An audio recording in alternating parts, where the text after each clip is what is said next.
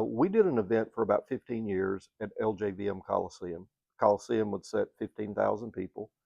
And I remember one night we had, in the middle of the concert again, we had the message, and the pastor that I had speaking, he gave an invitation, and I thought it was maybe not quite the way that it should be.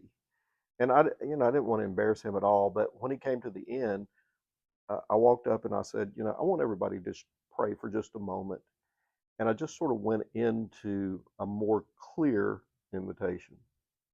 And I remember at that Coliseum, people started coming from everywhere, all the way up in the top arena. About 1,000 people responded to the gospel that night. So there's 16,000 people there, but 1,000 people. We were overwhelmed by how many people had come because we had set up these counseling rooms, and these counseling rooms wouldn't accommodate 1,000 people. They were more set up for about a couple hundred people. So I remember I was running back and forth from room to room, making sure everybody had what they needed. And I came out of one room, headed down to the next, and there was these two girls that were standing there. They were crying. They looked like they were probably 16, 18 years old. And so I said, has anybody talked to you? Oh, yes, we got saved tonight. Thank you so much. We've got what we need. I said, okay, well, great. Came to this next room. And when I approached the room, I saw this older man, looked like he was probably 80 years old. And he was standing there leaning up against the door that went in, and he had an oxygen tank behind him. And so I came walking around, looked inside the room. Room was full, and I thought, this older man right here, he needs a place to sit down.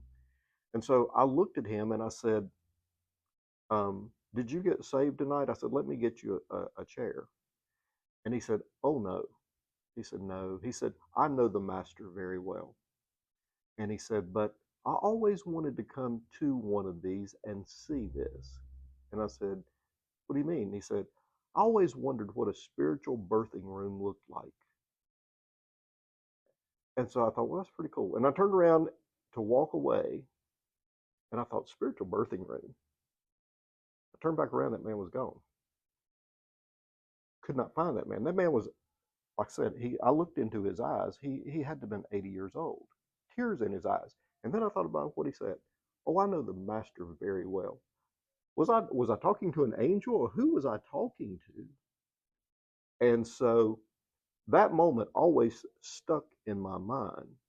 And I walked back through all of those rooms, and I saw those people sitting in there, tears in their eyes.